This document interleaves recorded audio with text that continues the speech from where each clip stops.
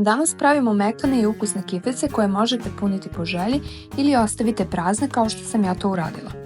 Jednostavne su za pripremu i idealne za svaku priliku. Za testo će vam biti potrebno 500 g brašna, 7 g suvog kvasca ili 20 g svežeg, 250 ml tople vode, 50 ml ulja, kašičica soli, kašičica šećera, posni majonez za premazivanje i susam po želji.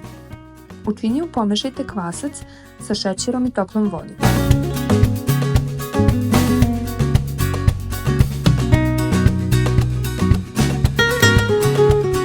Pomešajte pa dodajte ulje, polovinu prosejanog brašna, so, pa potom ostatak brašna i umesite mekano testo.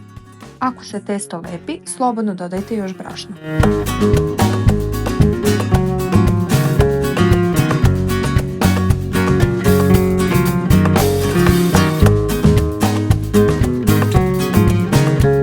Pošto ne moramo da čekamo da naraste testo, odmah prelazimo na oblikovanje kiflica. Testo podelite na manje ili veće delove u zavisnosti od toga kakve kiflice želite. Poređajte ih u ple, obložen pek papirom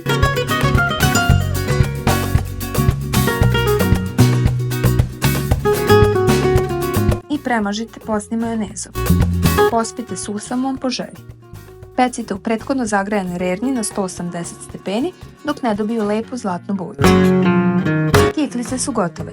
Brzo, jednostavno i ukusno. Ako vam se dopao recept, lajkujte i zapratite kanal za još brzih i jednostavnih recepata.